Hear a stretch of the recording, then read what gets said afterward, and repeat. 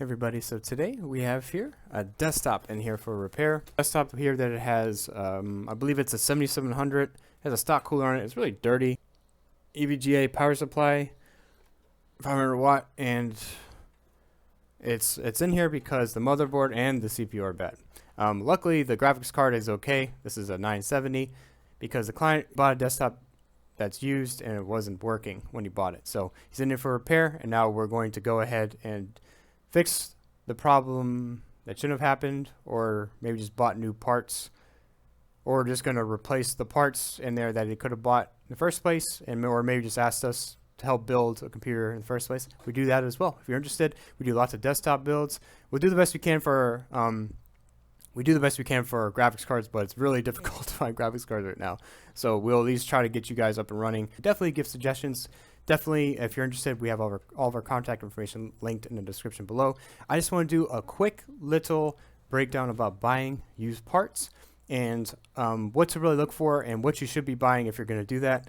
If you're buying a full desktop, obviously go with a major retailer so it's easy to get a warranty on it and maybe even get an extended warranty, especially if you find some of these graphics cards in if you're playing games. If you're not playing games, then it's probably a very straightforward thing to do, buy from almost anywhere, and you won't have any problem even buying one in the first place. I did notice that there was EVGA, a 500 watt power supply here, and that is great. And it's good because it does have something called its 80 plus bronze on here, and because it's up, I just don't want to lift it, but I'll lift this one box. We have a Seasonic here, and you can see it does have a 10-year warranty on it. And you want to buy anything, you see where it says the 80, this finger here, how it says 80 plus gold, 80 plus bronze, or any of those will usually be covered by a few warranty on them. And that's a good way to at least cover yourself in case you did get a used product. There's usually serial numbers on there, and then you can go through the manufacturer. You wouldn't buy a 10-year-old power supply anyway in the first place, but at least that gives you more peace of mind that it does cover for a very long time. Most of the time, you don't really see problems with CPUs. If we actually do go here, I actually do have a little, this is the Intel box processors. They come with a 3-year warranty. They usually don't go bad anyway unless you have a problem with cooling. If you're playing games, you want to make sure that you get an aftermarket cooler or one of those thick coolers or a liquid cooler to put on there so you won't have any problems, especially if you're playing games or doing anything really intensive.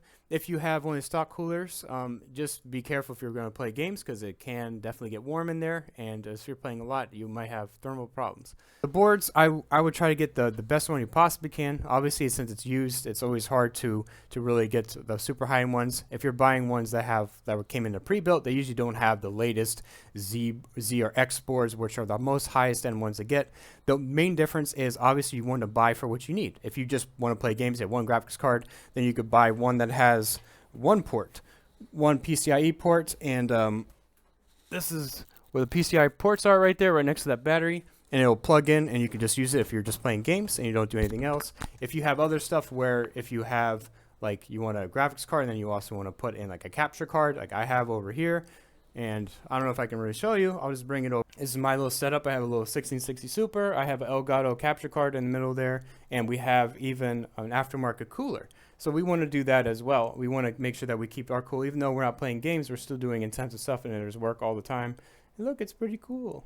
We want to make an aftermarket cooler. They're so inexpensive. I just recommend you can get them for $30 if you want. There's a Cooler Master Hyper 212 Evos. Those are great. Motherboards, you want to get the best that you possibly can. Again, the difference between a high-end one and a lower-end one obviously is the ports, like I showed you, and the capacitors on there, and maybe you see ones with heat sinks. They're going to last longer. They're going to have better cooling.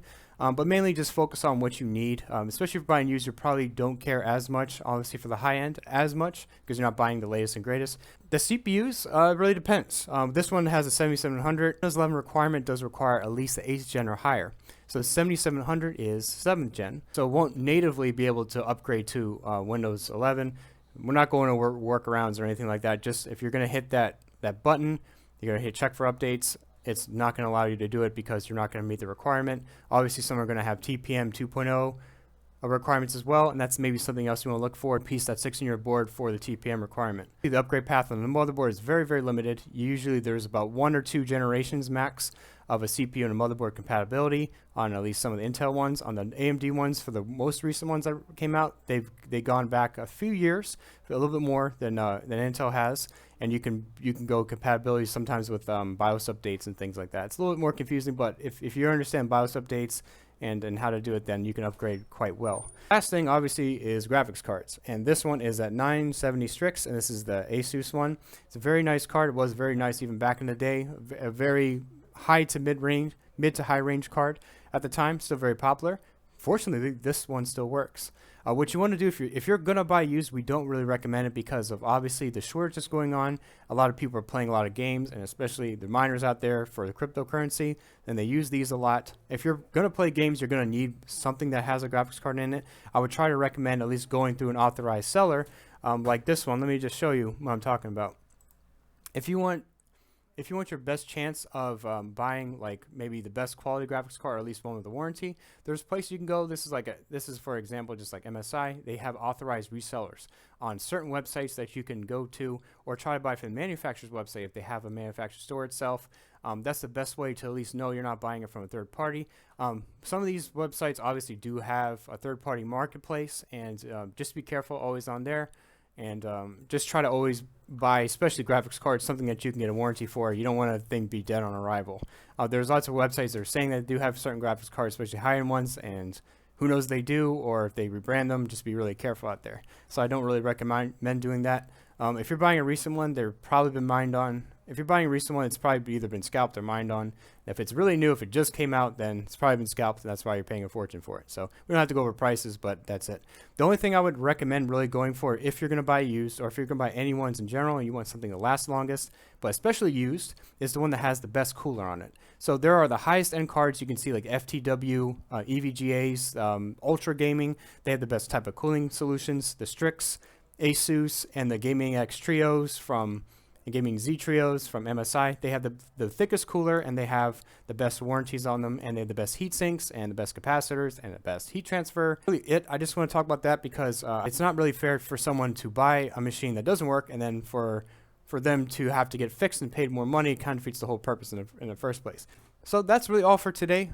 Just a little bit of a rant, but it's a good one just to keep you guys well informed out there for just parts and what to do.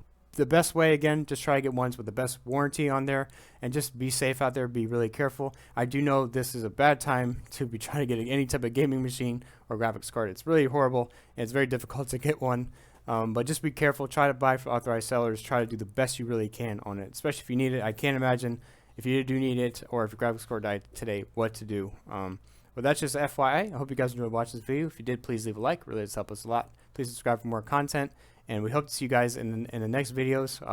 We like doing some with gaming machines as well, and we like doing some other ones with other stuff as well. So hope you guys enjoyed watching. If you did, thanks a lot.